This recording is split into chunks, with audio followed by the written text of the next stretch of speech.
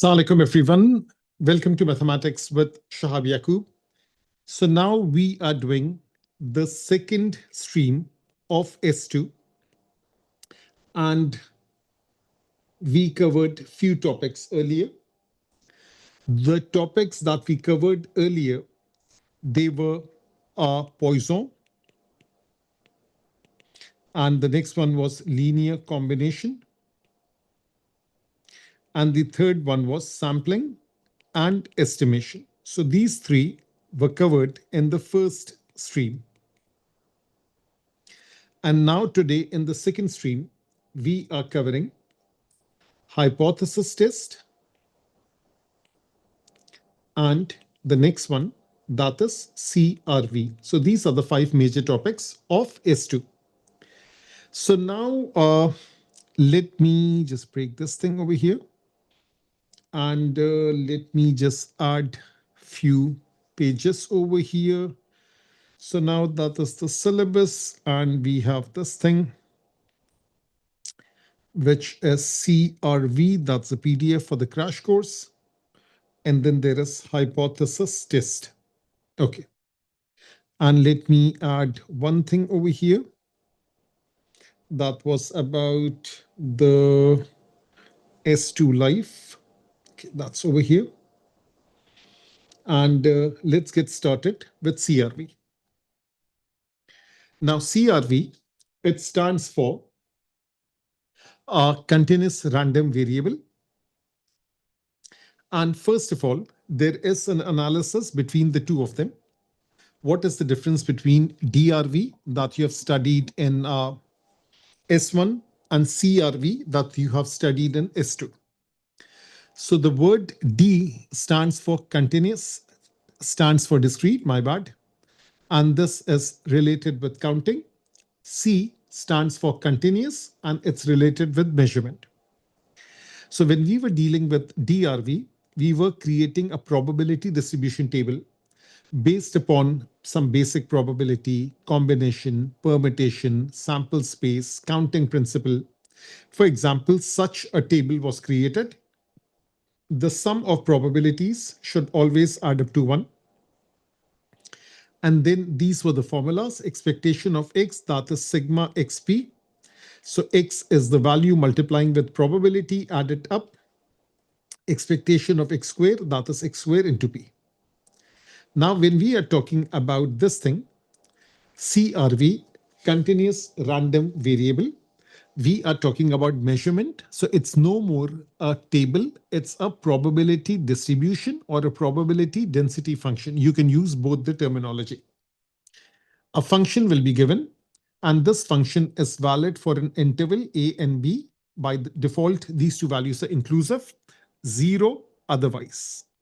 Unless there is an asymptote, that's a rare possibility, but otherwise these two are inclusive. The concept is, this is the graph of the function. Area under the function between the limits represents probability. Therefore, the total probability should add up to 1. So area under the graph between the complete limits adds up to 1. That's the first thing. The next thing is that expectation of x, that is multiply x with the function, create a new expression, and then integrate between the limits.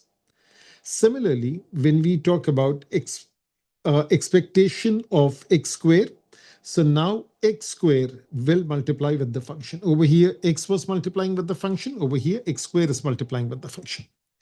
And then the formula for variance is the same. The formula for standard deviation is the same. Now, we are talking about a past paper question directly. And let me just copy this.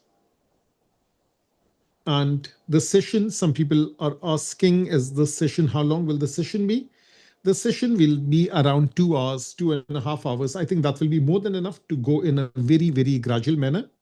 And yes, do watch if you have missed, if you were not lucky enough to be present in that first session, do watch it.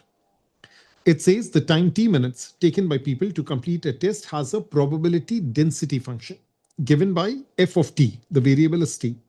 T lies between 5 and 10, and it's in minutes. and that's the function. It's a quadratic function where k is a constant. Show that k is 3 over 250. So if they have given the answer in fractions, then you should work in exact values. Find expectation of t. Find the probability randomly chosen value of t lies between this expectation and the median of t. And state the greatest possible length of time taken to complete the test. Of course, that we know is 10 minutes based upon this diagram. Now, first thing first, that is, if x is a PDF, area lies bit above the x-axis. Yes, that is a must. So I have drawn that graph. Area should be positive, probability should be positive. That's the first thing.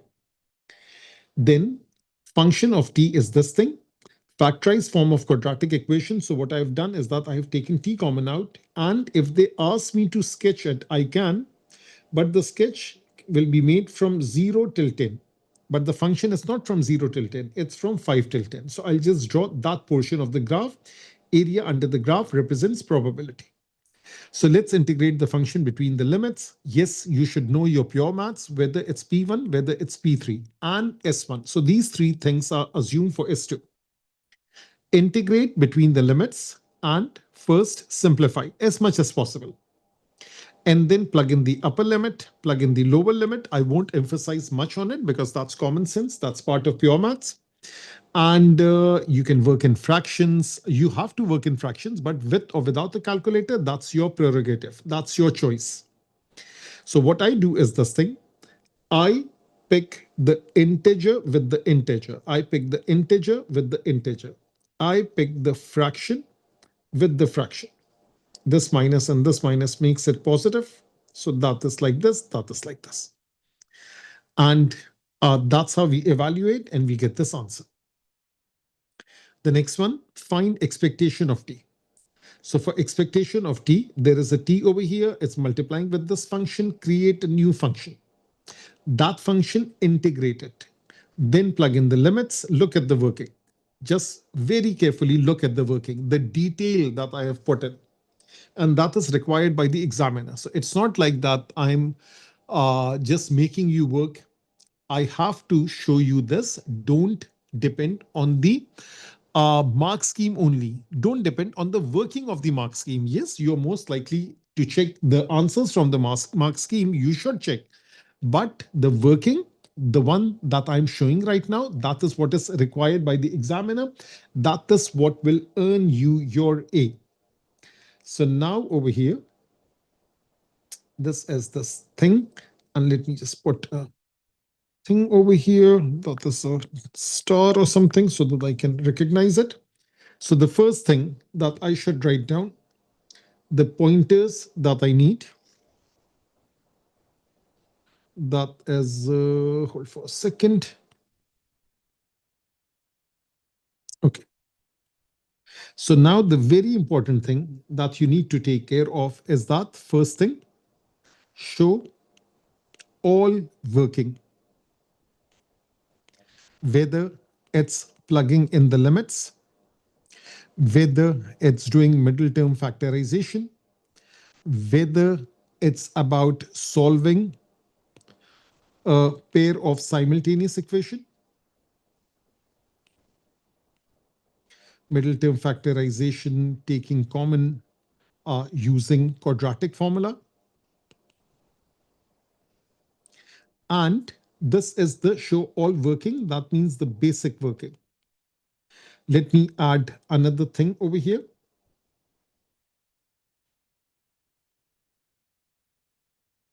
That is the next thing, which is show all steps.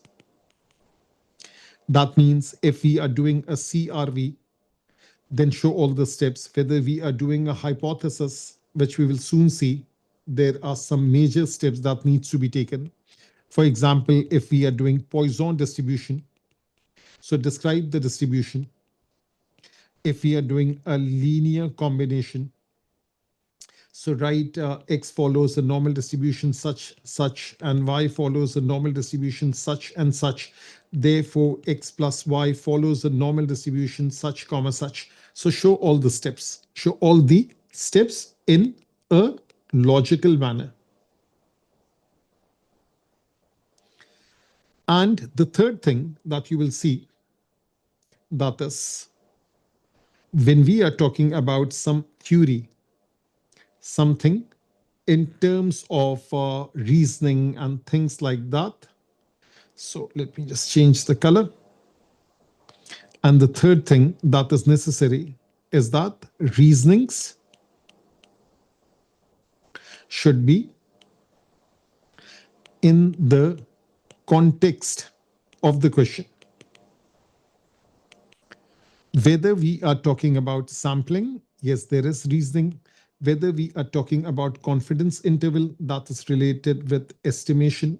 Whether we are talking about type 1, type 2 error. Whether we are talking about the conclusion of a hypothesis test. So all these main things you have to give the reasoning in the context of these questions. So these are some things that will earn you your A star. So now coming back to this, that is CRV. That was the first question that we studied. Now the second question, what is it about? The concept is this thing. A lower quartile, lesser than lower quartile, is 25% of the distribution. So if there are two limits, A and B, lesser than the lower quartile value is 25%. Similarly, if we are talking about lesser than upper quartile, that is 75%. And if we are talking about median, lesser than median is 50%. That means lesser than lower quartile is this thing. So now this becomes the upper limit. This becomes the lower limit. This is the upper limit. This is the lower limit. Integrate the function equal to 0.25. Over here, upper quartile, upper limit. And A, that's the lower limit. So between these two lies 75%. Between median and A, median is the upper limit, A is the lower limit, lies 50% of the distribution. Now the same question is over here. So we found the value of expectation, that is 6.875, that is exact. Find the probability randomly chosen value of t lies between expectation and median. So some people would think that now you have to find the median. You don't have to find the median. We know that whatever is the median value, lesser than median is 50%. And lesser than expectation of x. So let me write over here, this is probability x lesser than expectation of t, or expectation of x, whatever.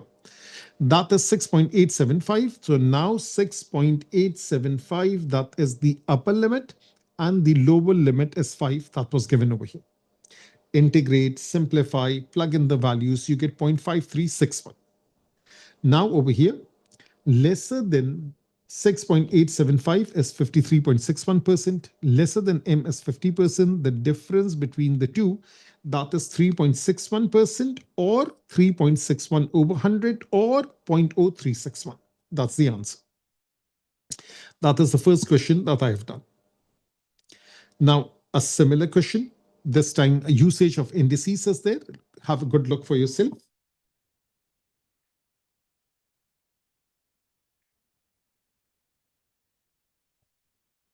Now it says function of t, function of x is k over root x, take root x up. If you want to integrate the original function now, but it starts with, given that expectation of x is 3, find the value of a and show that k is 1 over 6. First thing first, that is over here. This is the concept that if we integrate between the limits 0 and a, so this is 0, this is a, the total probability is 1. So that is the concept over here. So this is between the limits, that is 0, that is a, that is equals to 1. That is the concept over here. That is this thing. The next thing is about expectation of x, x multiplied by this thing. Simplify, integrate between the limits, and this should equal to this value, which is 3. So now look at the working. It's all indices based.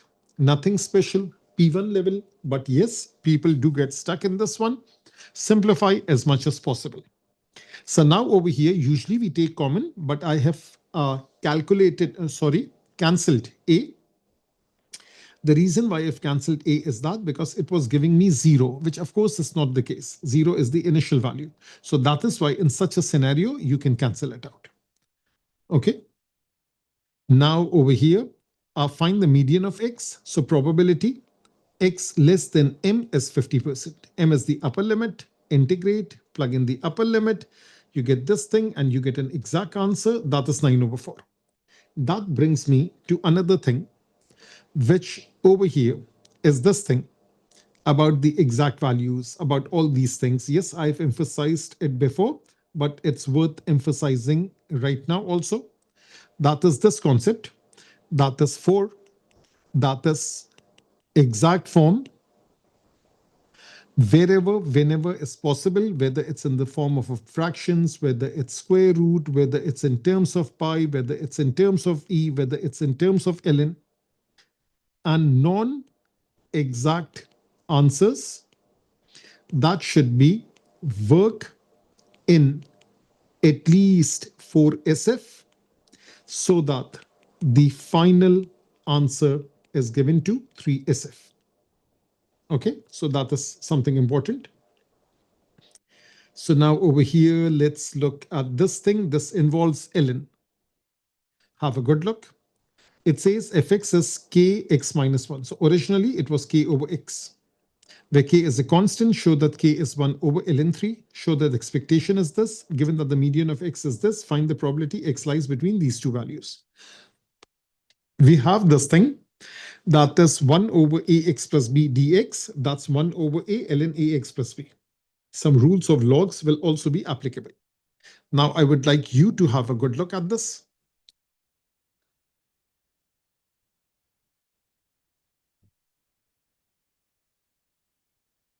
So 1 over x, integrate, that's ln of x. That's the upper limit, that's the lower limit. And now this thing is simplified to this by using this rule. Log of x over y, that is log x minus log y. In other words, log x minus log y is log of x over y. So 6 over 2 is 3. That's ln of 3 and make k the subject. This is another question, more or less the same type. Yes, let me focus on this thing. That is part 4. Given that probability x less than a is 0.6, find the value of a. So the lower limit is 5, the upper limit is 10, like one of the questions before. Lesser than this value, that's the upper limit. And this is the lower limit. So let me highlight it. So that's the upper limit, that's the upper limit, that's the upper limit. And over here, that's the lower limit, which is 5, 5, and 5. Now look over here. After integration, you're getting a negative sign. If I make this sign positive, what will happen? The limits will change places. So now 5 goes up and the upper limit a goes down. And then you solve and then you get this answer. Okay, so I have not solved it further. The final answer is over here. A is 50 over 7. So let me write over here. A is 50 over 7. Now over here, the special part is the third one. It says a random variable x has PDF given by such and such, where k is a constant. Show that k is 8 over 7.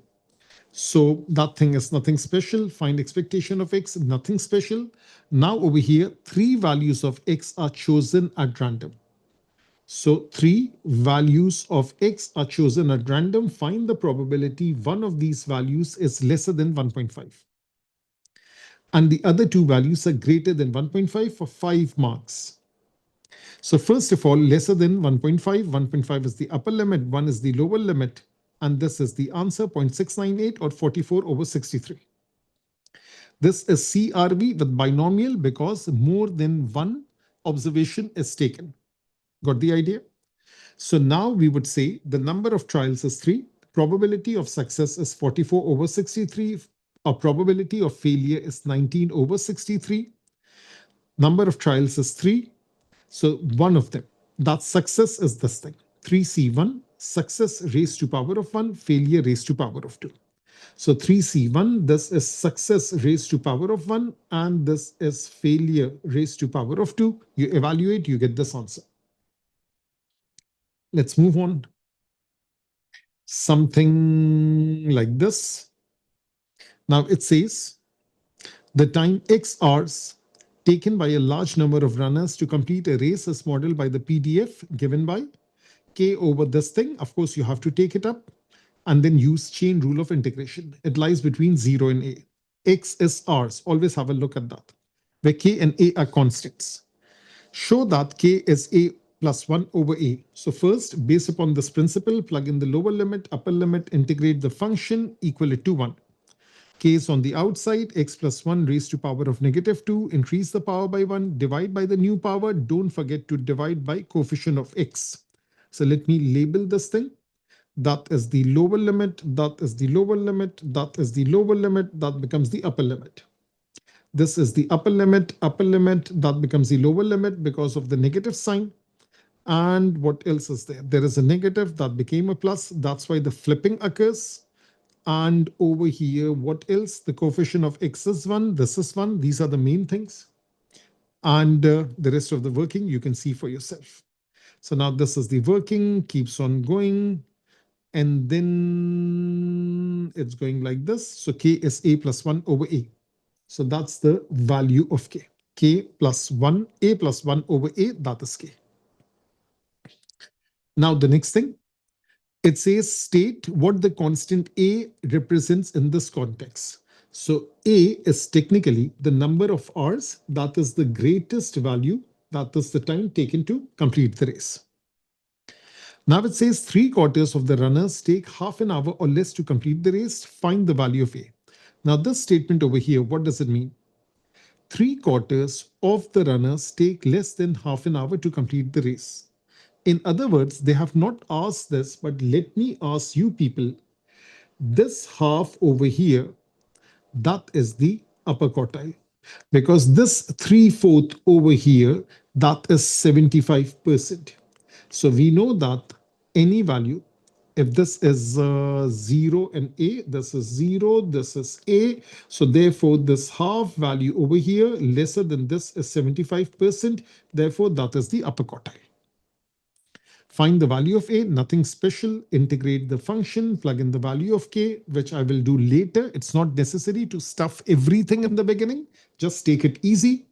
So that's the lower limit, that's the upper limit. Change it into plus, the limits change places, plug in the values, and this is K into 1 over 3 is 3 over 4.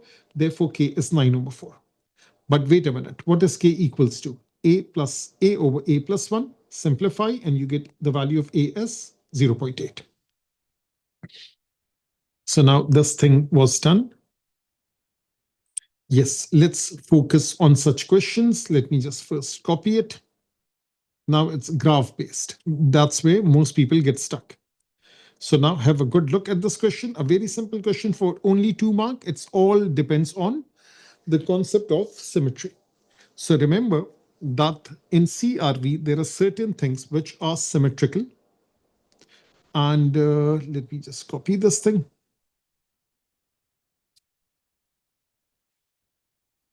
Let me paste it over here. And no, I don't want to add an element. It's a grid. And okay. So now this is 4, this is 5. That is, whenever we talk about graphs, we should know basic coordinate geometry for straight line graph. We should know quadratics based upon completed square form, quadratics based upon factorized form. We should know the symmetry between the roots and something like normal distribution curve, the Z curve. There is also symmetry in this. So this thing is very, very important when we are talking about the chapter of CRV. Okay, coming back to this. Now it says the diagram shows the PDF of a variable x given that the graph is symmetrical about the line x is equals to 1. 50% lies on the right, 50% lies on the left. Probability x lies between 0 and 2 is 0.6. So this is 0, 1 unit to the left. This is 2, 1 unit to the right. So if this is 60%, therefore this is 30%, this is 30%. Therefore this one is 20%. Therefore this one is 20%. Now pick and choose as per your demand. So now find the probability x is greater than 0. This is 30%, this is 30%, this is 20%, this is 20%, greater than 0. So greater than 0 should be 30 plus 30 plus 20, that is 80%. So that's the idea. Okay. The next one, something like this. Just have a good look. This is like coordinate geometry. The diagram shows the PDF of a random variable x in terms of the constants a and b. Find b in terms of a. Have a good look. So now, if they're asking find b in terms of a, so we know that the area under the graph represents probability. It's a triangle. Half into a into b is 1. Therefore, b is 2 over a. Show that fx is such and such. Now it's coordinate geometry. The gradient is change in y over change in x with a negative sign. So b over a with a negative sign. We know the y-intercept is b. We can see it for ourselves. Y is equals to mx plus c. Now replace b with 2 over a because we want everything in terms of a. So this is gradient. This is y-intercept. This is gradient with a negative sign. This is y-intercept. Now replace a with, actually replace b with 2 over a. So either you can take common, then replace it, or replace it, simplify, and that is how you get this equation. That's right over here. How many marks? 3 marks. Given that expectation of x is 0.5, find a for 4 marks. Expectation of x, take x, multiply with each one of them.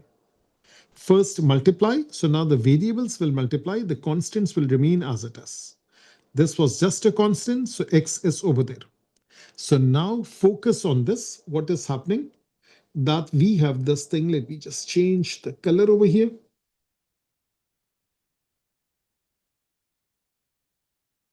Okay. So now this constant, this variable becomes x square over x cube over 3. This becomes x cube over 2. Let me just darken the thing. So this is x cube over 3. This is x square over 2. And the constants remain as it is. Now, when we plug in a, so a will go in place of x. So this is a cube over 3. This is a square over 3. It looks simple, but it's not simple. That's where people make mistake when they make a slip in the working. So yes, quadratics, algebra, that is as important as ever. When we plug in 0, these two things will disappear. Multiplication by 0, multiplication by 0. And then we get this equation and we get an exact answer. Something like this, another question of the same type. It says the diagram shows the graph of the probability density function f of a random variable x, which takes value between 0 and a only. It is given that probability x lesser than 1 is 0.25. So if I label 1 over here, if I label this height as h, the area is 1/4. So based upon the same principle as the previous question, half into base into height is 1/4. Therefore, h comes out to be half. Gradient is h over 1. This time it's positive. So the gradient is half. The y-intercept is 0. Y is equals to half x. That's the equation. That's the function. It lies between the limits 0 and a. Now it says find in any order. So there are different ways of doing it. Whatever I find easy, I'm conveying it to you. And that naturally you will find it easy because I have made it connected to the previous question. So now over here, the first thing that I found was fx. So I did part C first, no issue. Now it says part B, the value of a. So that means if I integrate the function between the limits 0 and a, it should equal to 1. Integration done, limits plug in. I took this 2 on the outside, and therefore a comes out to be plus minus 2. From the graph, we know that a is positive, a comes out to be 2. So the second part is also done. Find the probability x is less than 2. Probability x is less than 2. 2 becomes the upper limit. Integration is done. Plug the limits. You get 1. Now, I have again proven the fact that a was 2. So I could have quoted the result. Since this thing, a is 2, this is 2, naturally, the total area under the graph should be 1. So there was no need of working. So let me write over here. There was no need of working since part B, answer of part B, that A comes out to be 1. Naturally, probability x lesser than A comes out to be 2. Not 1, A comes out to be 2. Therefore, probability x less than 2 should be 1 without any further calculation. Yes, someone is not alert, then they would be doing the same thing. Probability x is less than m, so that's the median, nothing special. That comes out to be square root of 2.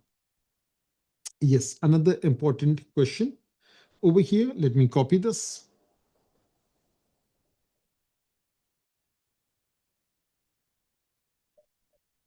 Okay, have a good look at this. The diagram shows the graph of this thing, where fx is such and such, 2 over 9 is a constant. This is 3x minus x squared. So basically, this is 2 over 9 into x into 3 minus x. If I make it equal to 0, therefore x is 0, therefore x is 3. So now again, there is symmetry over here.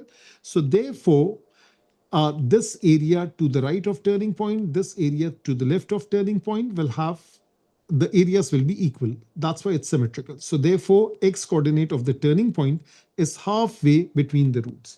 So x coordinate of turning point is halfway between root 1 and root 2. So basically, you add them and divide by 2. So that is half 0 plus 3. That comes out to be 1.5. And since there is symmetry, so expectation of x is equals to x coordinate of turning point. That is also median. This is the rule for quadratics. And in normal distribution, if such a value is there, that is also the expectation. For example, this question that we did in the beginning, I think that was this one, the graph one. Yes. So over here, this one, that is like the turning point. So expectation of x, if they would have asked me, that would be 1. And for symmetric distribution, expectation is the same thing as median. And one other thing, let me write, expectation of x is the same thing as median. That is 50% on each side. This is for symmetrical distribution. So this is something that the examiner will ask. Now, if the quadratic is drawn between the roots like this, so if this is root 1, this is root 2, then it would be symmetrical. If it's only drawn half or 3/4, it won't be symmetrical. Keep that in mind. So now, where were we? Okay, now this thing is done. Now I got this thing. Now look at this. First of all, I talked about that thing, the graph of a quadratic function, and it's symmetrical about the turning point. This is one turning point. This is the other turning. This is one root. This is the other root. Turning point is 1.5, 50%, 50%. 1.5 is the expectation. Find the variance. You have to do all the working. Next thing, what else is there? State the value that x lies between 1.5 and 4. So this is 1.5. 4 is out of the range. So basically, between 1.5 and 4 is the same thing as 1.5 and 3. That is 50%. Given that probability x less between 1 and 2. So between 1 and 2, if this is 13 over 27, find the probability x is greater than 2. So between 1 and 2, if it is 13 over 27, therefore between between 1 and 2, this is 13 over 27. This and this should be equal. So let's say x plus 13 over 27 plus x equals to 1. You find the value of x, and probability x greater than 2 is x. So now this is the variance working, nothing special. Now over here, this is 1.5 and 3 is 0.5. That thing is done. That is 13 over 27. So now this thing is 13 over 54. This is 13 over 54 from 50%. That is half. I subtract 15 over 13 over 54. So I get this answer. So let me do it one other way. That is over here. So now let me mark this thing between 1 and 2. That is 13 over 27. And therefore, the turning point was over here, 1.5. It's symmetric about the turning point. This answer should equal this answer. So now let me call this answer. They have not used the symbol A. Let me call it A. Let me call it A. So therefore, A plus 13 over 27 is equals to 1. So 2A plus 13 over 27. Let me write this thing as 27 over 27. 2A is equals to 27 minus 13. That is 14 over 27. Therefore, A is 14 over 27 into half. So now I can either write this thing as 14 over 54, or I can write this thing as 7 over 27.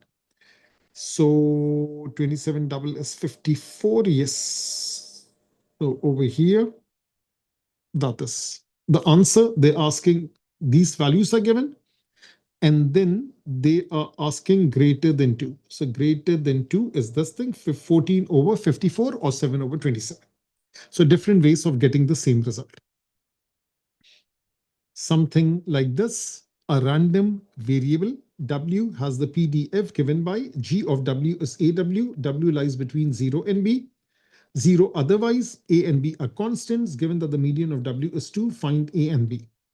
So first thing first, if I integrate the original function between the limits 0 and b, it should equal to 1. That's the first equation. Then the second one, x lesser than 2 is 0.5. That's the median. So the median is the upper limit, lower limit is 0. Integrate again, just like this. Plug in the limits 0 and 2, simplify. You get the value of a, you plug it in over here, you find the value of b. This is a very important question. Let me first copy it. And first have a good look yourself. So now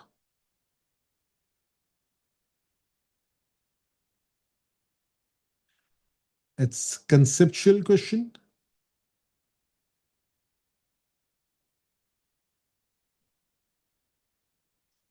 Now the question says, the diagram shows the graph of three functions, f1, f2, f3.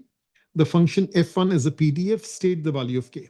So now, first of all, they are saying it is a PDF. So area under the graph, that's the area of the triangle, represents probability. Total probability is 1. That's the first thing. For each of the other functions, state why it cannot be a PDF. Now, isn't this thing the same as this? Now, there is some extra area. That means the area is greater than 1. So probability cannot be greater than 1. Area under the graph is negative. Probability cannot be negative. So keep these two things in mind over here. Second part, probability total area is greater than 1 based upon the previous graph, and the area under the graph is negative. So therefore, it's not possible. And over here, k is equals to 1. So that is why this thing over here, k is coming out to be 1. So that 1 is over here. That's the logic. Something like this. Again, minus a till a. This is a square minus a square. So what I did is that I took this negative common out. I took it on the outside. That is x square minus a square. That is x plus a, x minus a with a negative 6. It will be upside down. The roots are minus a and plus a. X coordinate of the turning point is 0. Therefore, the expected value is 0. And then it's a basic calculation, nothing special. This type of question, yes, it's also very important. Every single thing that we are studying over here, we are basically studying the whole of CRV. That is important. Focus on this question. especially the first part. That is what I want to focus on, because sometimes people are weak in reasoning. They are good with numbers, but they're not so good with words.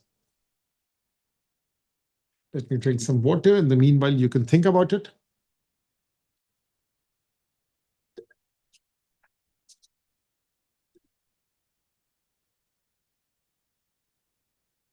Now it says the time, X minutes, taken by a large number of runners to complete a certain race has a PDF given by such and such, where K is a constant as shown in the diagram. Without calculation, explain how can you tell there were more runners whose time were below 7.5 minutes than above 7.5. This is 5, this is 10, mid value is 7.5. So now we can see that this area is greater than this area. So there were more runners over here, less runners over here. That's it. Median, lesser, equal, greater. They can ask this question. Equal area left and right of something, that would be the median. So that is next question that I asked. That is the next one. Over here, this blue area is greater than green area.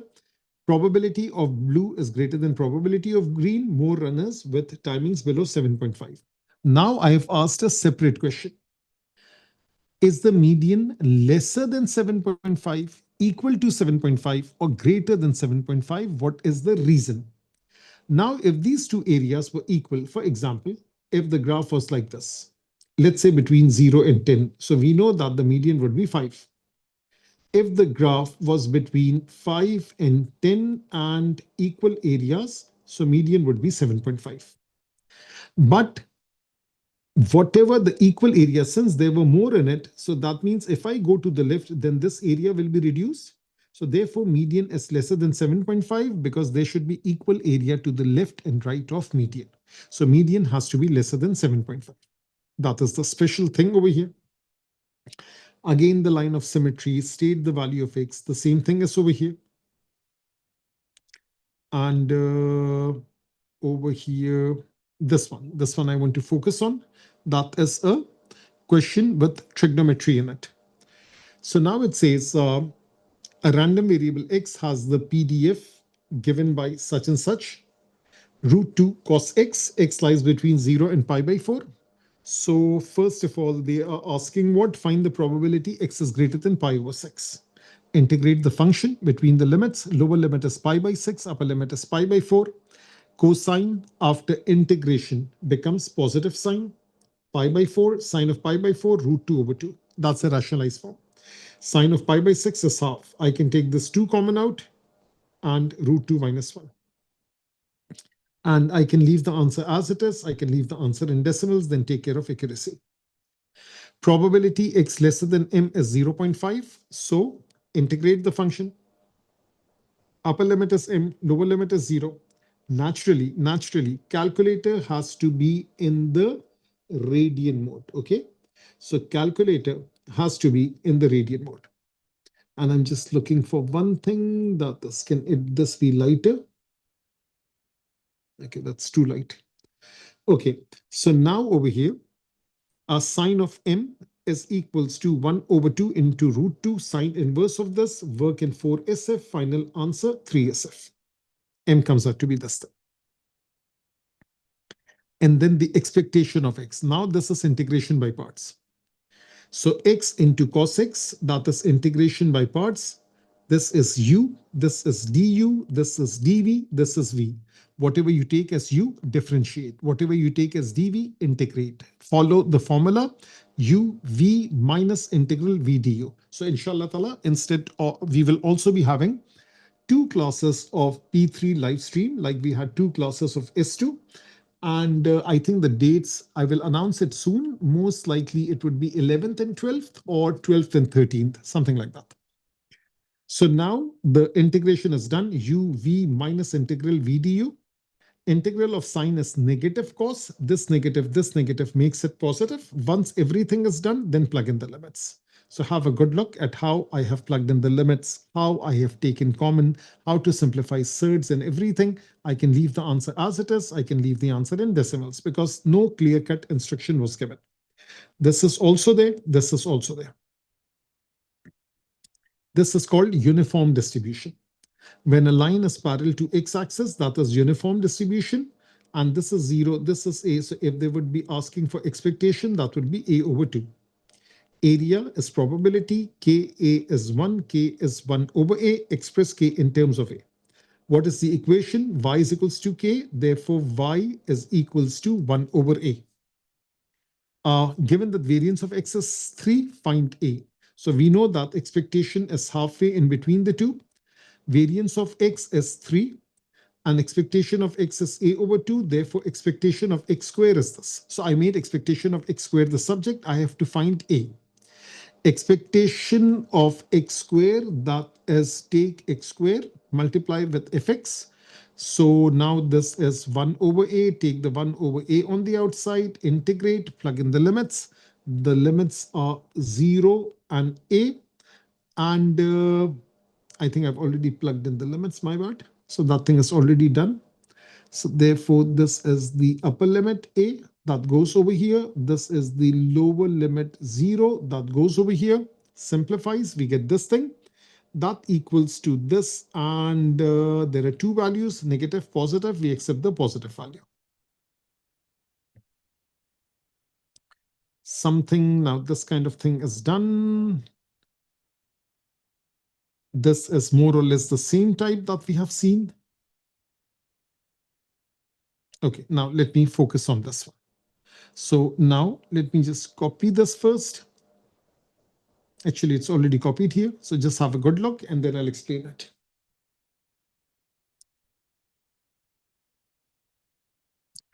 The random variable y has the following properties. Y takes the value between 0 and 5 only. The probability distribution function of x is symmetrical. So now it's your choice how you want to draw it. You want to draw it like this, make it symmetrical. You want to draw it like this, make it symmetrical. Doesn't make a difference. It says probability y lesser than a is 0.2. Probability y between 2.5 and 5 minus a, illustrating your method with a sketch on the axes provided. Find this thing like this. Now, first of all, let me just give you some idea. And that idea is, let's say there is a value 0 over here. There is a value 5 over here. There is a value 1 over here. And there is a value 4 over here. So if I say lesser than 1 is 20%, it means greater than 4 is also 20%. Why? Because there is symmetry. This is 1, this is 1, provided we are talking about a symmetrical thing, whether it's a horizontal line, whether it's a quadratic curve, it is symmetrical, whether it's a Z curve. If I write over here A, this difference is A, correct? So therefore, if this difference is also A, so this is 5, this 4 is like 5 minus A. Got the idea? So now think about it again. This is 1, this is 5 minus 1, which is 4. This is A, this is 5 minus A. So again, it's symmetry. So that is what you have to think about. So now let me do the working. It says this is 0, this is 5. Lesser than A is 20%. So let's say this is A, lesser than A is 20%. Find the probability y lies between 2.5 and 5 minus A. Let me first write over here 5 minus A, greater than 5 minus A is also 20%. Over here is 2.5. So therefore, greater than 2.5 is 50%, correct? So therefore, in between 2.5 and 5 minus A is 50% minus 20%. Therefore, this comes out to be 30%. Is this logic all good, all clear? So what CRV teaches you, and I really like this chapter. Overall, I love S2, but in this S2, this particular chapter, I like it very much because this has got the finer details of pure maths, symmetry, number line, quadratics, turning point, all these things, that's over here. So now I have done it in a different way. I have drawn a graph and then shown you this. So that's the basic idea. So I think that is enough of CRV. And we will be starting with hypothesis. So let me first pause the recording. I cannot pause the recording. So that finishes CRV. This is done. And over here, let me just look at that AS thing. S2, S2, S2. And this live stream thing. That is over here. Okay.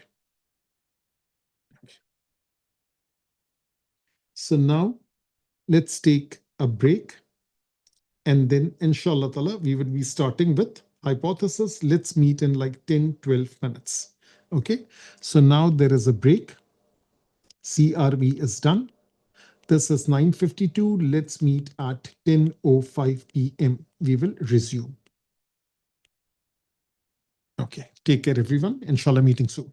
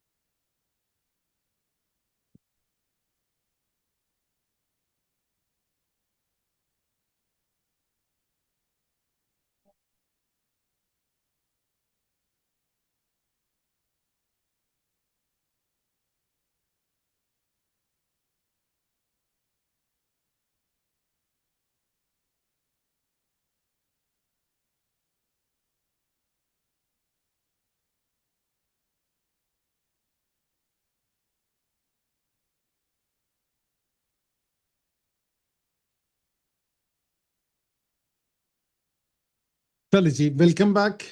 I think you can hear my voice. And let me erase this thing.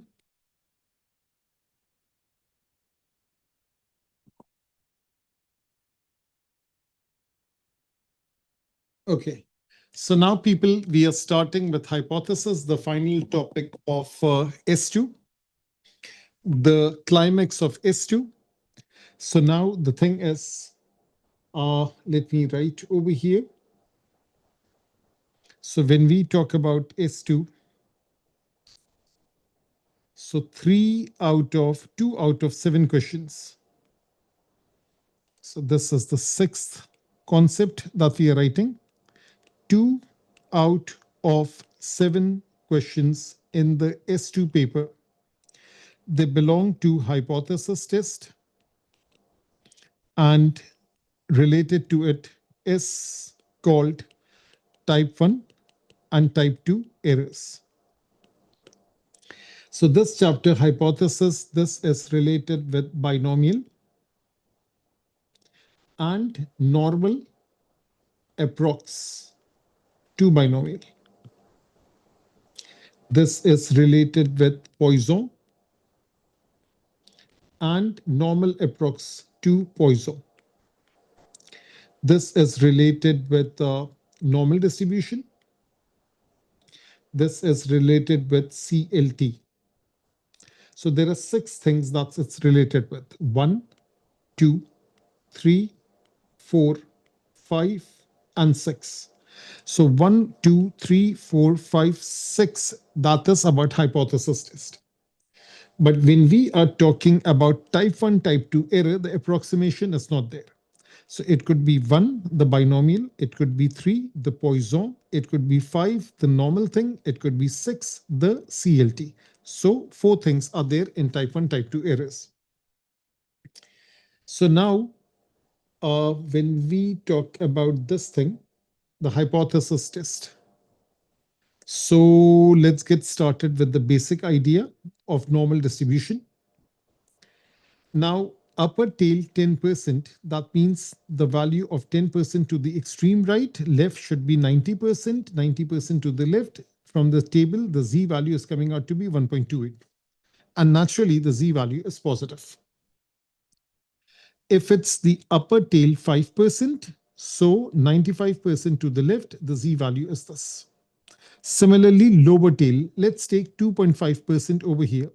So this is 97.5%. The Z value is 1.96 from the table. But since this is extreme left, lower tail, therefore it is negative.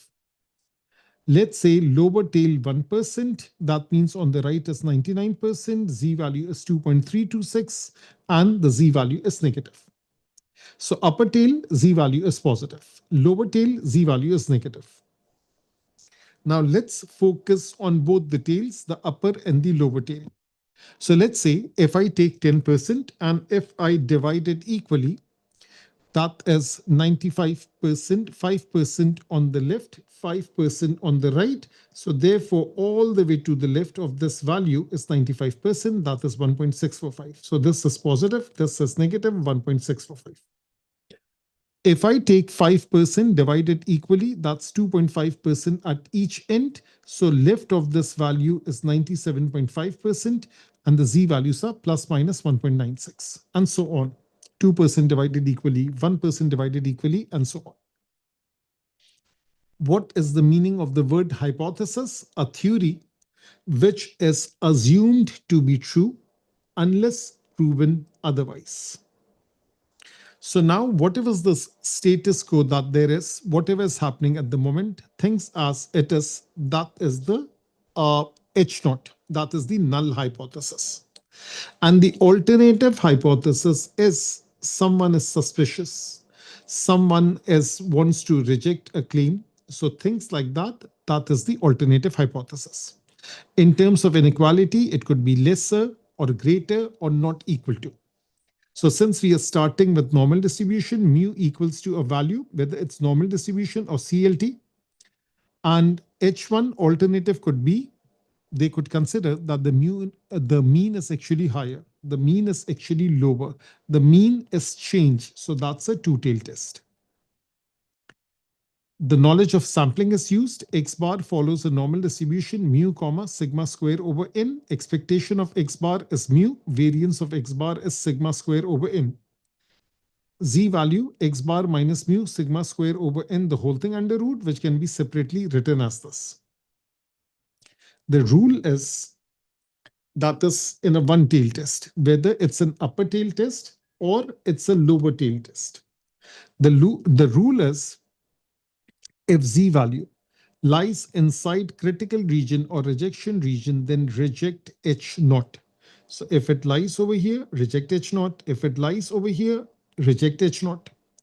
In a two-tail test, again, it's about the same thing. Inside critical region, reject H naught, but keep in mind the percentage is divided equally. Factors in making a decision, that is X bar, mu, sigma square, n, all these factors are making a decision. We are basically considering whether it's slight deviation or serious kind of deviation. If the Z calculated value lies inside critical region or rejection region, that is serious deviation, reject H naught, accept H1 and write in the context of this question, which we will soon see. So method number one, that is called the Z method. That's a question that I'm working over here. That is, it's about a cholesterol level of healthy males that is normally distributed. And then the mean is 160. The standard deviation is 10. Random sample of 200 university students. They have a mean cholesterol level of 161.8. Test at the 1% significance level, whether all male university students have a mean cholesterol level greater than this thing. Now look at the working. X follows a normal distribution. Actually, it's X bar. X bar follows a normal distribution. That's the mean from the past. That is the general trend. And this is variance. This is the number of sample. And this is the sample mean of those 200 students. H naught, mu is 160. We are suspicious, whoever is doing the research, that the mean has increased. 1% significance level, since it's a greater sign, therefore this is an upper tail test, one tail, upper tail. We calculate the Z value, X bar, the sample value. This is the mean, 100 divided by 200 square root or 10 over square root of 200. That comes out to be this. The 1% Z value, the boundary value is 2.326. If the Z value lies inside critical region, reject H naught, accept H1. Yes, it lies inside critical region. That is right over here. So this is this much, that is 2.54. So this is 2.5455, that is the Z calculated value. Since the Z calculated value lies inside critical region, therefore reject H naught, accept H1. There is significant evidence at the 1% significance level that the mean cholesterol has risen. Now the same question, I just changed this value of 161.8 to simply 161. Now somebody can raise this objection that what's the use of all this hypothesis test? Since this value is greater than 160, that means the cholesterol level has risen. Of course, the life is not that simple. Decisions are not just based upon X bar, it's based upon sigma square, it's based upon number of sample, and it's based upon mu. So now over here, this is 161. The same thing is there. Z value is 1.4142. Yes, it's a positive Z value, but it lies outside of the critical region. Do not reject H naught, accept H naught. There is insufficient evidence to accept that the mean cholesterol has risen. So it's about sufficient evidence, insufficient evidence at a particular percentage. Now, another thing over here, that is called the X bar method. Now, this we will use when the examiner gives us the hint. What is the hint? We will soon see.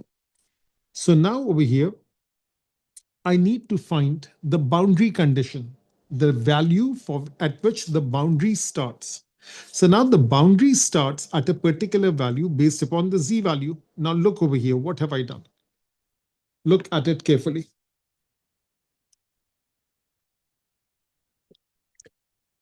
What's done over here is this thing.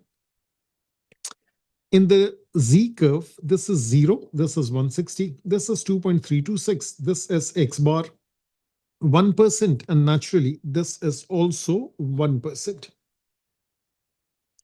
Now the question is, what is the original value corresponding to this Z value? And the probability is the same. So now this is the hint that the examiner will give us. The examiner will tell us if X bar is greater than or equal to, sometimes they write greater, sometimes they write greater than or equal to, doesn't make a difference. For our purposes, by default, it is continuous. If X bar is greater than or equal to 161.68, then H naught will be rejected in favor of H1. Since 161.68 is not greater than this, actually, this thing is over here.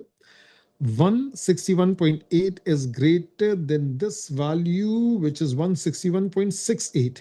Okay, it's written correctly. This is 68. This is 8. Since this value is greater, therefore reject H0, accept H1, accept that, the same thing over here. So this is the boundary condition for the critical region, the rejection region. How do we calculate it? Like this. This time, X bar, leave it as unknown, and the Z value is 2.326. X bar is this. Since this is an upper tail test, that means if we go to the right of X bar, H naught will be rejected. And that's how this inequality comes into being. There is also this method, the Z method for a two-tail test. The masses of loaves from a certain bakery have a normal distribution. When the baking process is under control, a sample of 25 loaves, it produces this much mass. Does this provide evidence at the 10% significance level that the process is not under control? So now over here, X bar, that is this, sample mean is this. How do you get the sample mean? Sigma X over N. So sometimes you have to do a bit more of calculation.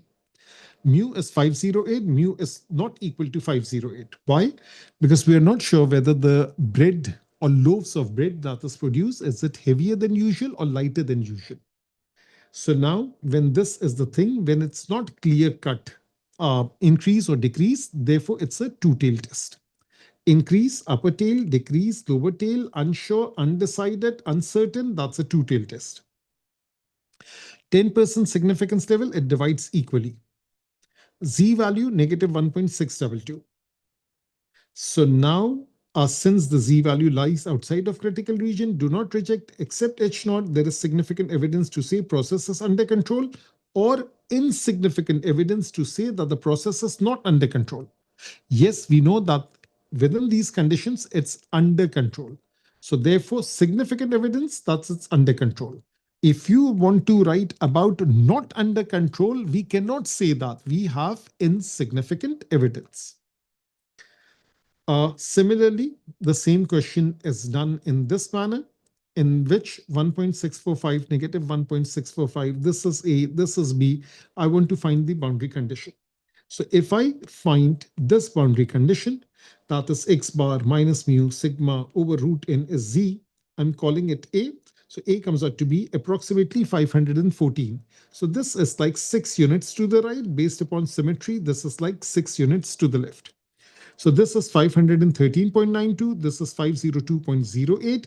If the Z value is greater than this, H naught will be rejected. If the Z value is lesser than this, X naught, not the Z value, X bar value greater than this, H naught will be rejected. X bar lesser than this, H naught will be rejected. So I can write it like this. Therefore, if X bar is lesser than or equal to 502.08, is that the value? Yes. Or X bar greater than or equal to 513.92, then H naught will be rejected in favor of H1. So that is how we know that we have to use the X bar method. Otherwise, we use the Z method. I've done the calculation also, and we can do it by symmetry also. Now over here, this is like a past paper question. Just have a good look.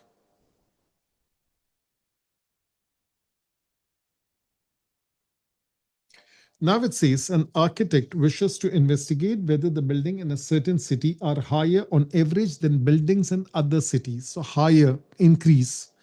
He takes a large random sample of buildings from the city and finds that the mean height of the building in the sample. he calculates the value of the test statistic Z, find Z is 2.41. So now this is not a full-fledged question. It's just like bits and pieces that's given over here. Explain briefly whether he should use a one-tail test or a two-tail test. Carry out the test at the 1% significance level. So now they have no information given about, nothing is given about it follows normal distribution. Yes, it does. That's why the Z value is there, but the mean, the variance, the sample value, nothing is given. It's about higher. So yes, it's a one-tail test. The calculated Z value is 2.41.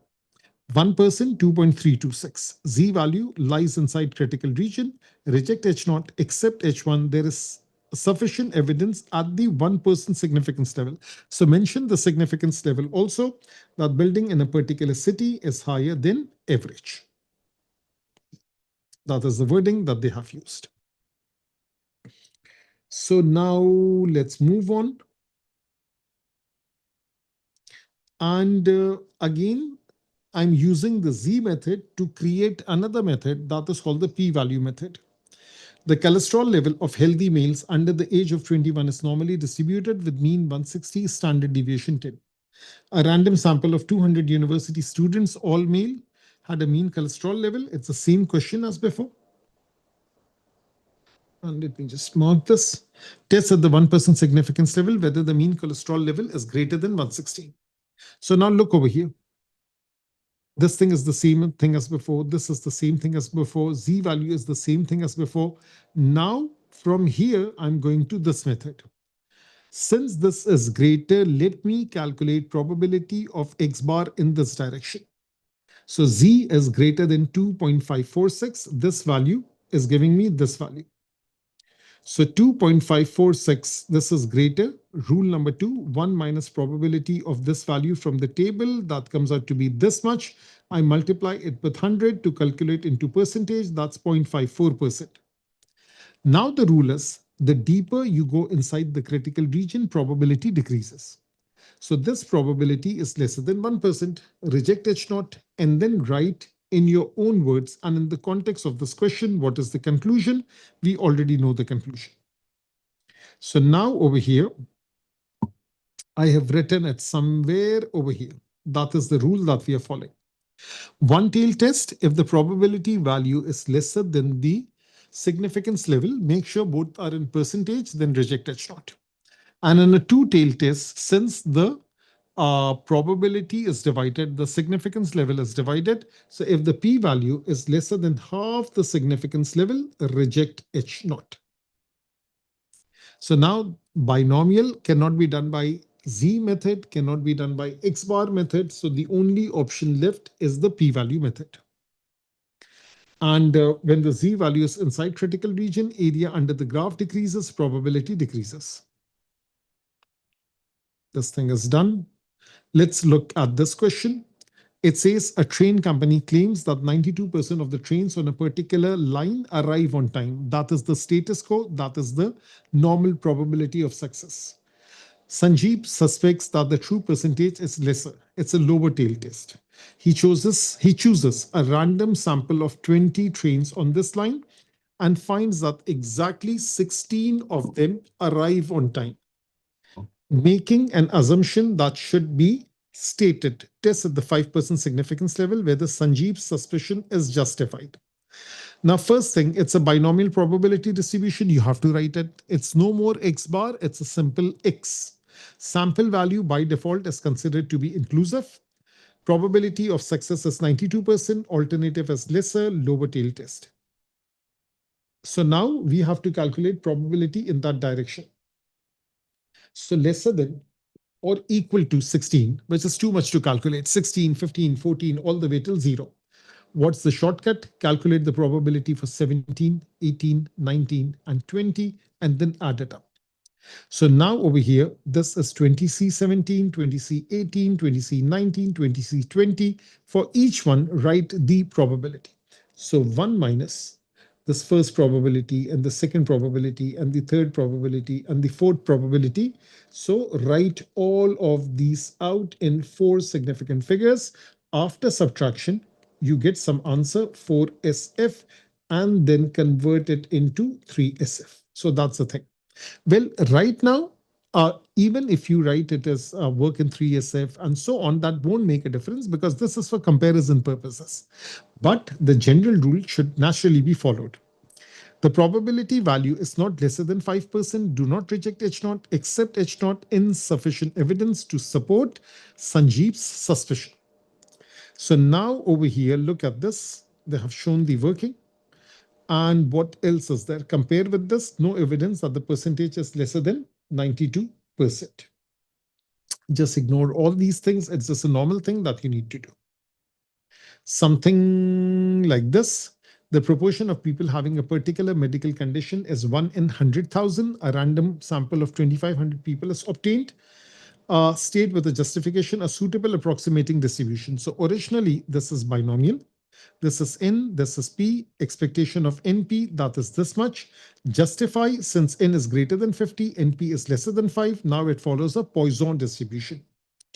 Now it says the percentage of people having different medical condition is thought to be 30%. A researcher suspects, it's always about suspicion, that the true percentage is lesser. In a medical trial, at a random sample of 28 people was selected, 4 people were found to have this condition, use binomial. So the first part was normal approximation, but the second part is binomial. So over here, this is binomial, sample value is 4, less than or equal to 4, that is 4.74%. Is 4.74% lesser than 2%? No. And then insignificant evidence to believe researcher's suspicion is correct. So now something like different one, same type.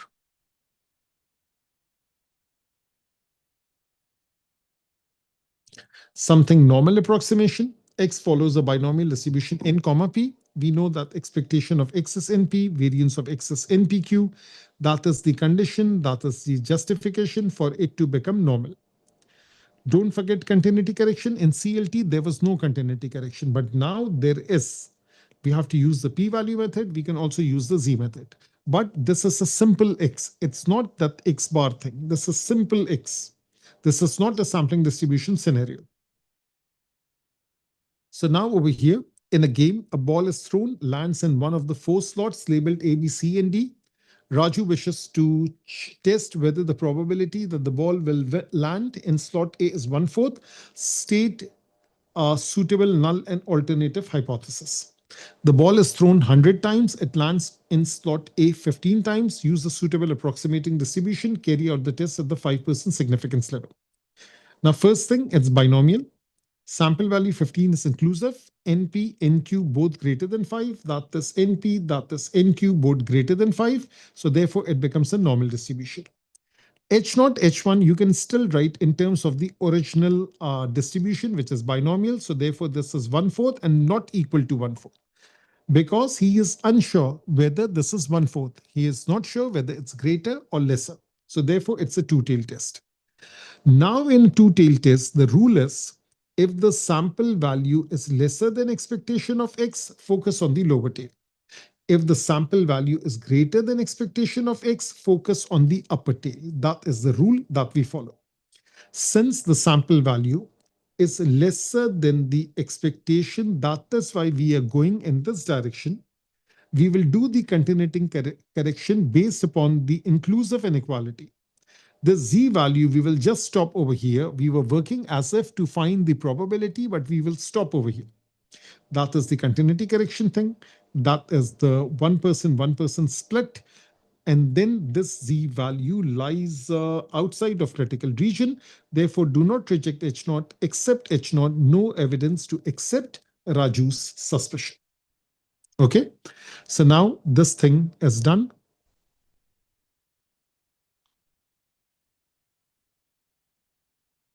Now in Poisson distribution, we know that X follows a Poisson distribution with lambda. Expectation of X is lambda, variance of X, that is the same.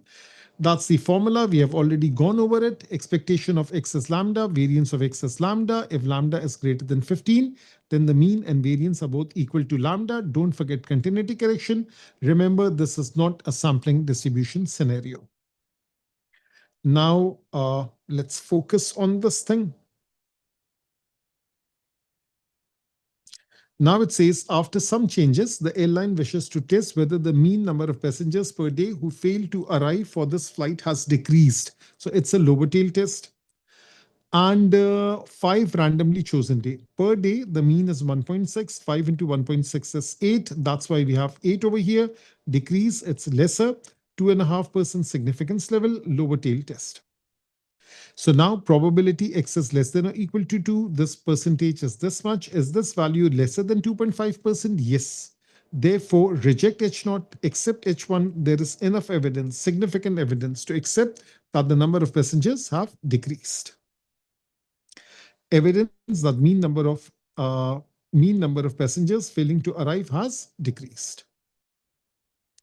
Something like this. This is greater.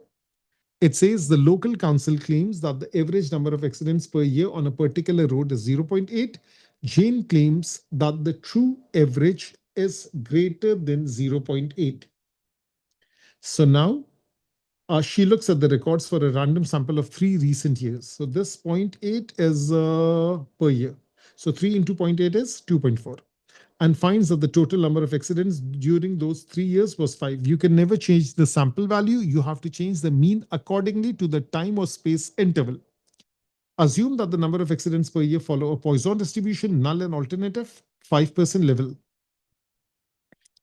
Jane finds that the number of accidents per year has gradually been increasing over the years. State how this might affect the validity. Okay, so now the answer for part B is that mean is constant. If the number of accidents per year is increasing, then it's inconsistent. It won't be following Poisson distribution. Over here, this is 2.4. Sample value by default is inclusive. Greater sign, greater than or equal to 5. 1 minus probability of 0, 1, 2, 3, 4. That is 9.59%. Since this is not lesser than 5%, do not reject H0 and then write in your own words.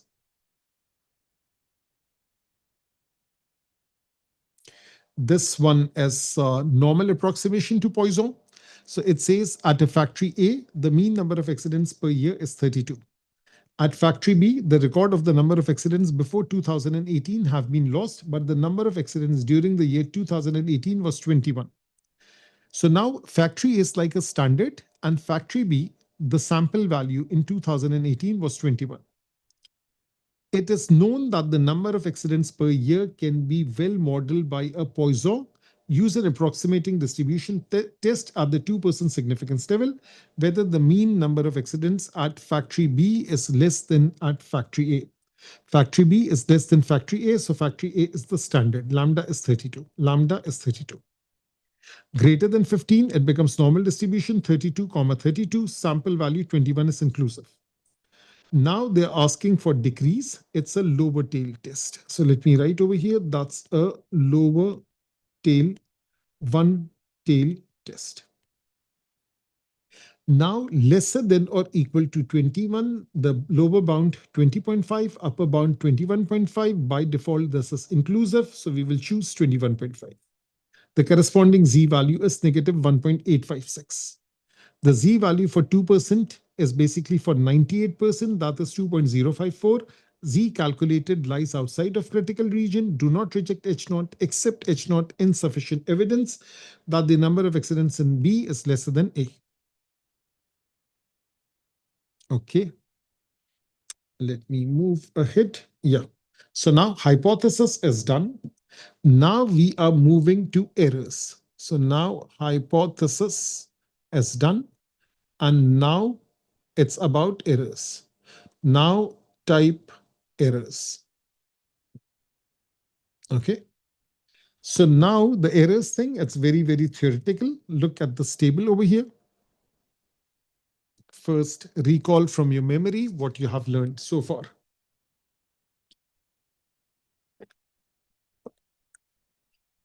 So now over here, H0 is accepted, H0 is rejected, H0 is true, H0 is false. Now, read it like this. If H0 is true and it is accepted, that's a correct decision. Agreed? If H0 is false and it is rejected, that is also a correct decision. So we are not talking about correct decisions. We are talking about incorrect decision. We are talking about errors. We are talking about blunders. H naught is true, but you made an error. You rejected it. So H naught was true, but H naught is rejected. This is called type 1 error. H naught is false. By mistake, you have accepted it. This is called a type 2 error. So let's read. Type 1 error, reject H naught when H naught is true. Type 2 error, accept H naught when H naught is false. Totally opposite. Reject H naught, accept H naught. H naught is true, H naught is false. Now, let's get started with this thing. Something like this. So now it says the random variable x has a normal distribution with mean mu and variance 12.8. A test at the 5% significance level of the null hypothesis against the alternative hypothesis is carried out using a random sample of 20 observations of x. So now they have not given us any sample value because they are not carrying out the test. They are first asking us give the rejection region of the test in terms of the sample mean x bar. That is the x bar method. Now look over here. 5% significance level, 1.645. 5% original value, let's call it x bar.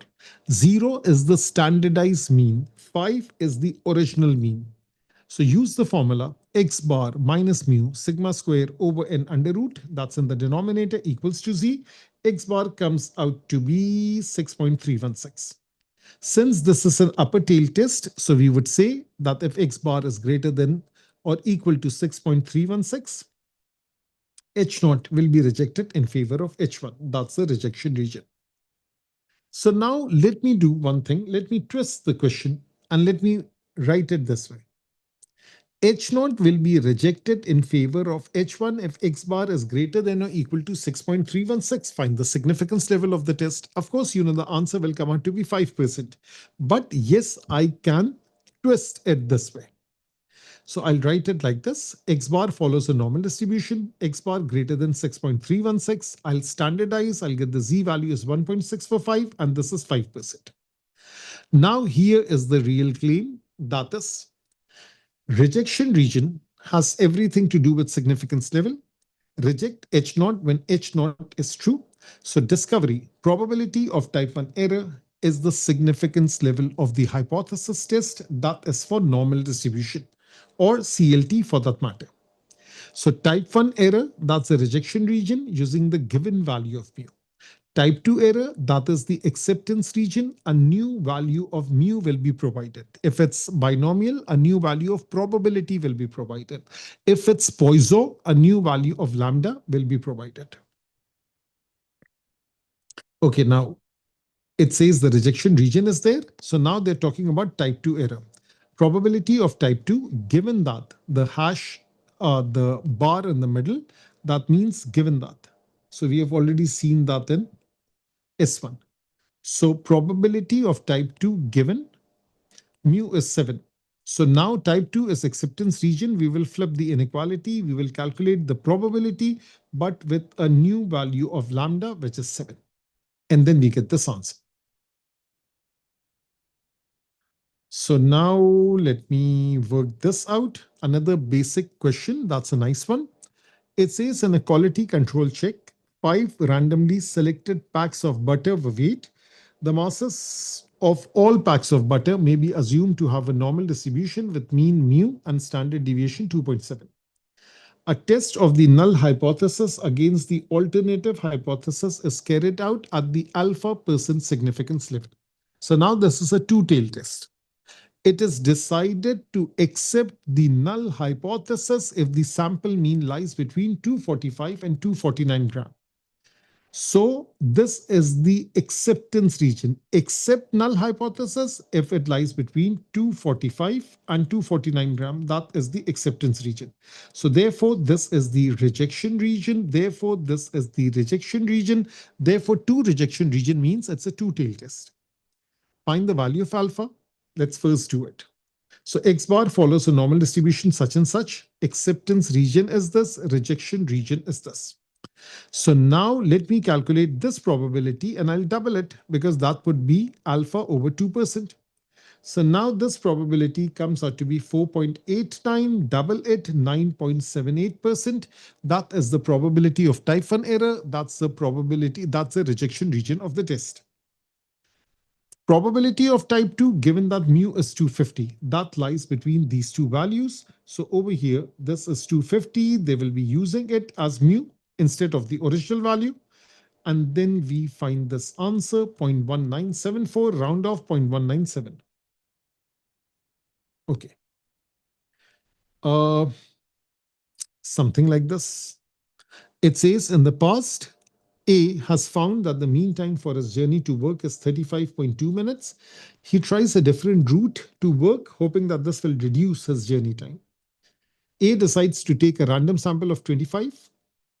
If the sample mean is less than 34.7 minutes, he will conclude that the new route is quicker.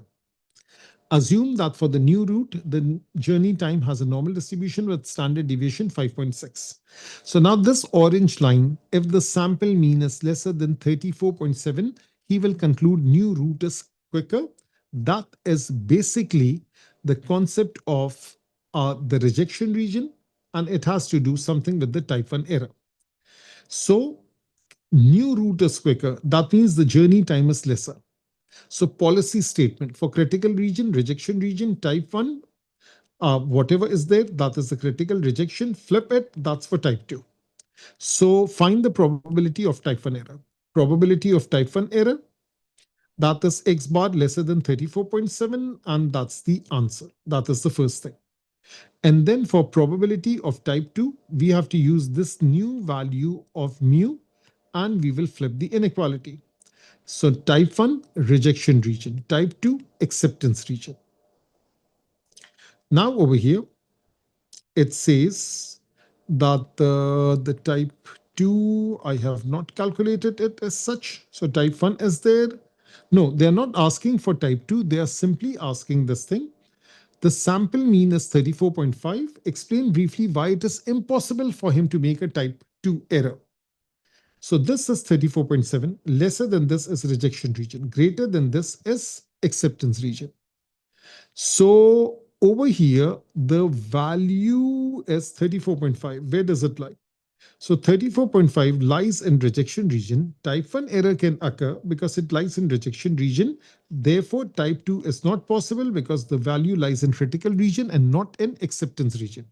So rejection region, associate it with type 1. Acceptance region, associate it with type 2.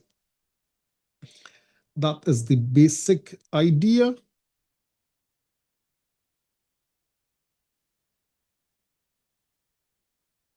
Sometimes you have to calculate the mean based upon a frequency distribution. So this is a frequency table, X bar sigma fx over sigma f. Similarly, standard deviation variance is calculated this way. The first thing is that calculate unbiased estimate of population mean and variance. So unbiased estimate of population mean is the same thing as sample mean. Unbiased estimate of population variance, it's n over n minus 1 sample variance, and that comes out to be this. Now it says the mean number of basketballs scored per school is 1.9. Test at the 5% significance level, whether it's less. State with the reason which error might be occur. So let me focus on the reason thing. So again, it's the rejection region and all these things. Okay, for this thing, now this is important, very important. That is finding the critical region for a Poisson or a binomial distribution. This is done by trial and error, and I have improvised this method. That's called a container method. Some people, they do it with a number line. The books, they do it with a number line.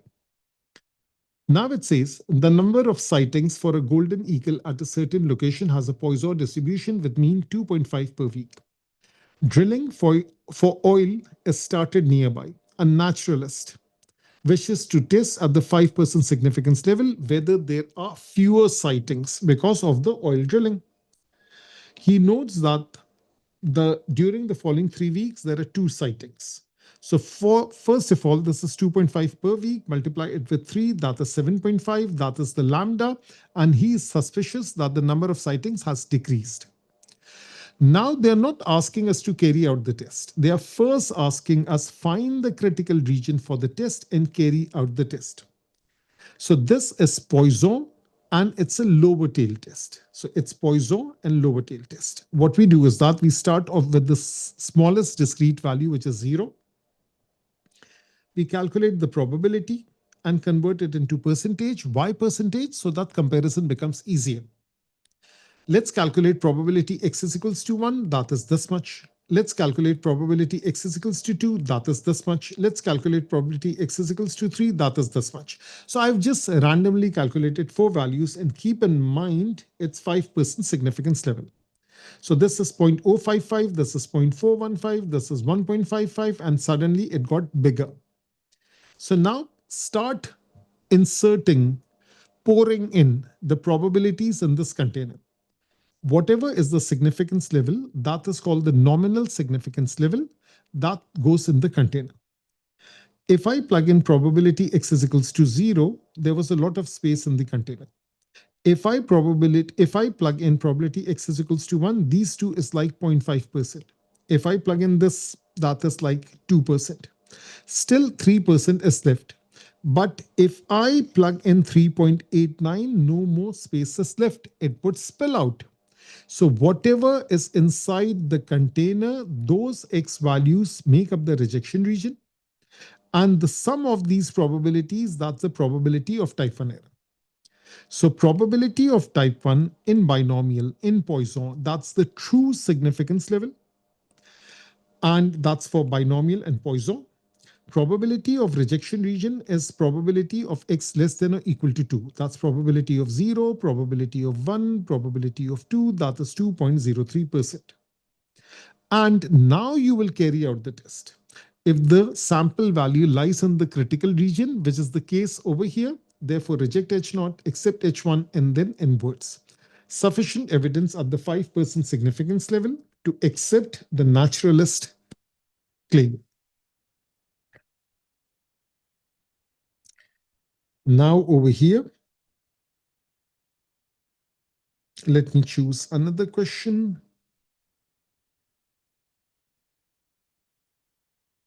Yeah, this is binomial and a question of the similar type.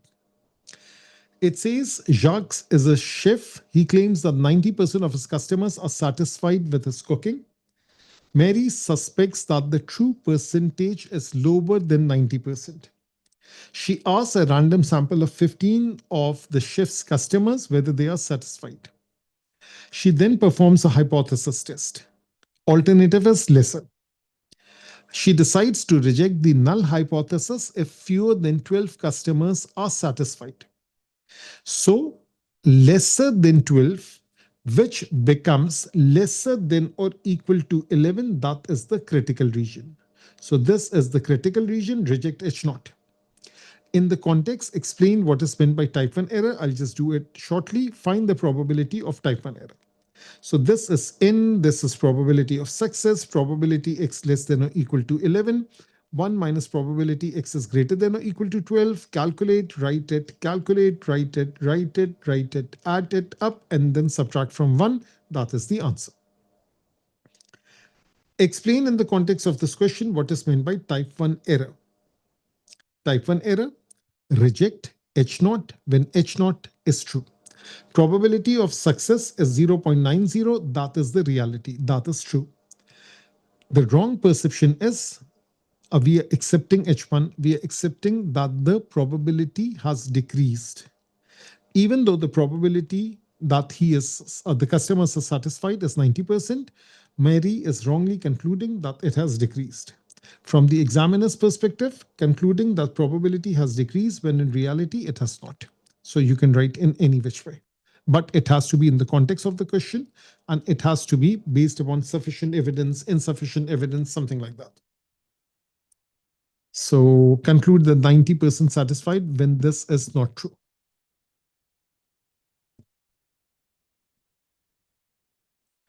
Let me look for some other question, something like this, binomial. Packets of Frugums contains 30 sweets. The manufacturer claims on average that 17% of the sweets are orange flavored. Angela suspects that the average is actually lesser.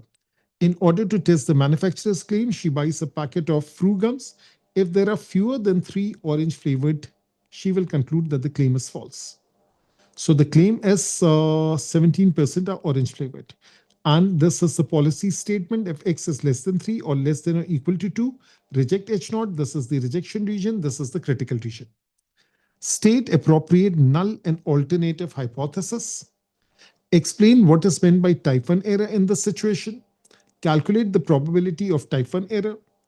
Given that the true percentage of orange flavored sweets is 5%, calculate the probability of type 2 error. So let's look at each one of them. This, even if the examiner did not ask for it, of course, I have to write it. I read the question, I write the policy statement beforehand. I have to write about the distribution. And part 2, type 1 error, reject H naught when H naught is true. This is the reality, 17%. Accept H1, except that the probability has decreased. That means Angela's suspicion. That is, accept Angela's suspicion. Accepting probability has decreased when it has not. I think that is very short and sweet. Probability of type 1 error, probability of X less than or equal to 2. Calculate, calculate, calculate, add it up, you get the answer. This is the critical region, X is less than or equal to 2. Therefore, the acceptance region is X is greater than or equal to 3. That is too much to calculate. 3, 4, 5, 6, all the way till 30. So what we will do is that 1 minus probability, X is less than or equal to 2.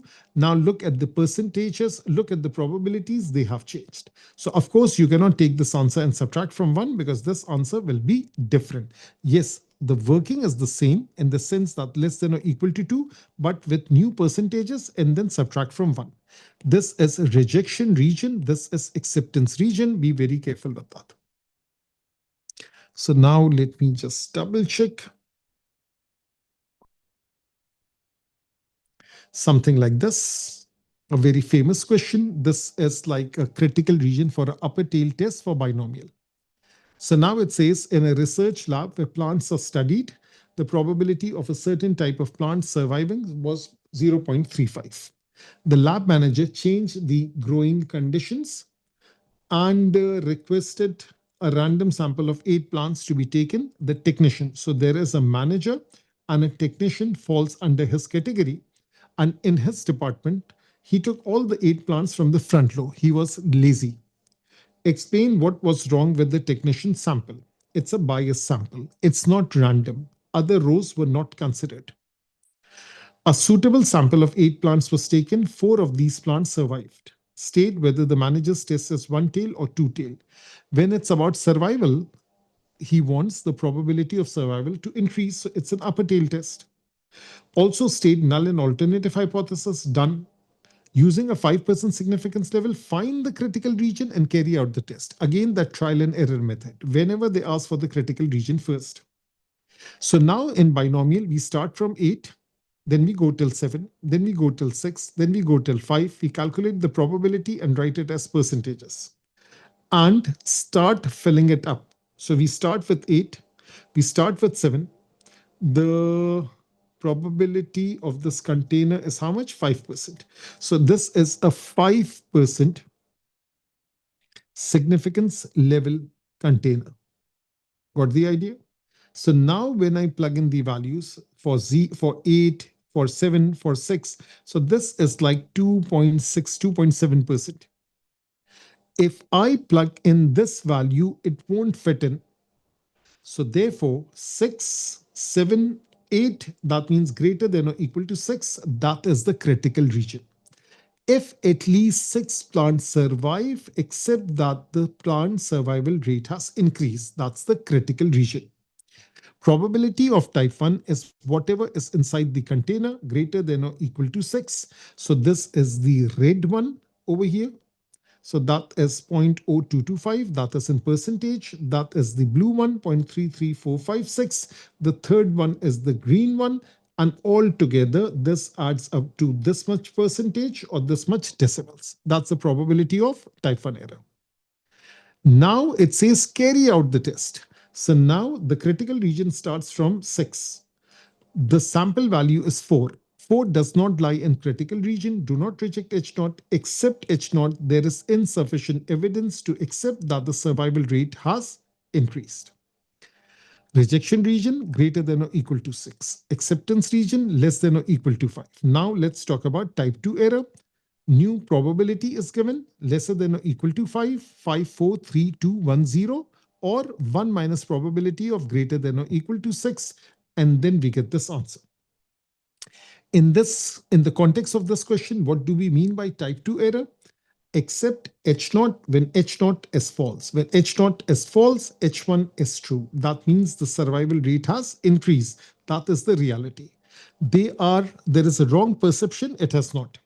The lab in charge is wrongly concluding that the survival rate is same as before, whereas in reality, it has increased. So that is the concept over here. Now, one question regarding a two-tailed test of binomial.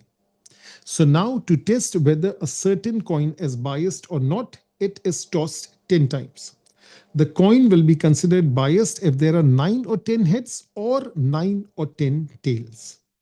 Show that the probability of making a type 1 error in this test is approximately this much. So this is the policy statement. It will be considered biased. So now P is 0.5. P does not equal to 0.5. Whether we consider it to be head or tail, it doesn't make a difference. Our critical region, 9 or 10 head, 9 or 10 tail. So probability of 9 head, that is 10C9, success raised to power of 9, failure raised to power of 1. Probability of 10 heads, 10C10, success raised to power of 10, failure raised to power of 0. So this is 10C9, this is 0.5 raised to power of 10. This is 10C10, 0.5 raised to power of 10 because of indices, because the base is the same. Similarly, for 9 tail, that's the answer exactly like this. For 10 tail, the answer is this exactly like this. So now add it all up. 9 head, 10 head, 9 tail, 10 tail. So now let me highlight this. That is 9 head and 10 heads. So 9 head, 10 head, 9 head, 10 head, and then 9 tail, 9 tail, and 10 tail, and 10 tail over here. We add it all up, and this answer is this thing. So I have done it very beautifully by taking things common out. So now that is the first part that is done. Now it says find the probability of making a type 2 error when the probability of head is actually 0.7. So now this is the rejection region. This is the rejection region, and in between is the acceptance region. So let's calculate the probability of these rejection region with a new probability and then subtract from 1. So now head is success. For 9 heads, head is success. The probability of head is this. That is 10C9, success raised to power of 9, failure raised to power of 1. 10C10, failure raised to power of 10, success raised to power of 0. Now for tail is success. So tail is over here. For 9 tail, head is 0.7, tail is 0.3. 0.3 raised to power of 9, 0.7 raised to power of 1, 10C9. Probability of 10 tail, 0.3 raised to power of 10. So now I have this value, this value, this value, this value, add it all up and then subtract from 1. Got the idea? So this is 0.3 raised to power of 9. That is the other color.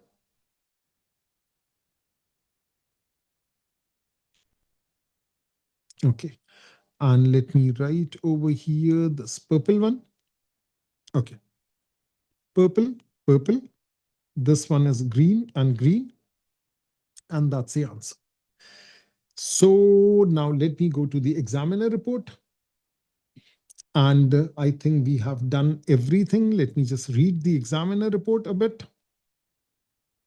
Okay. So we talked about this thing first. Now, let me just focus on this. This I talked about in one of the videos. So let me focus on this. In short, they have written it very, very short. Throughout the paper, it was necessary to show complete method and full working. This is June 2025. General comments for questions involving a significance test. The conclusion does need to follow certain guidelines. In particular, it should not be expressed in definite form. Many candidates do use the recommended wording such as there is evidence to suggest that Wording as has been proved is undesirable, and this would imply a definite result. So basically, we would just use this, there is evidence kind of thing. Uh, Let me focus on this one. Let me just clear the page first. Now over here, it says sufficient method must be shown to justify answers. Candidates read the question carefully, refer back to it when they have completed the question in order to ensure that they have answered in full. Candidates are strongly advised to carry out all working to at least 4 SF, already talked about it. For answers that are required in context, quoting general textbook statements will not be sufficient. All working should be done in the correct question space. If answer needs to be continued on additional page, it must be clearly labeled with the correct question number. Candidates should make correction by crossing through and replacing the work, not by overwriting their answer. Very, very important. Only one solution should be offered. It's not a multiple choice question for the examiner. This is P3. Hold for a second. We go to the favorites. So this is mechanics and this is S2. From the November, let's also have a good look. So now over here, good solutions were characterized by clear communication, often featured a helpful list or diagrams. Candidates must be aware that the need to provide both working and explanation to support their answers. It is important to include all the relevant steps, including the mathematical operations. Where there are various scenarios, these should be identified clearly. Candidates should state only non-exact answers correct to 3 significant figures. Whatever is exact, just quote that. Exact answers should be stated exactly. When using working values to support further process, they should not be rounded prematurely. We already talked about it. There is no requirement to convert fractions into decimals. So remember, fractions are exact, fractions are supreme, fractions are beautiful. So fraction is always the top choice. And then what about the other exact form? It could be in terms of cert. It could be in terms of pi. It could be in terms of e. It could be in terms of ln. All these things are the exact form. So I think that's about it. And signing off right now. That was S2, the second session. I hope you find it helpful. So spread the word and stay tuned to Mathematics with Shahab Yaqub for the upcoming P3 sessions. Take care, everyone. All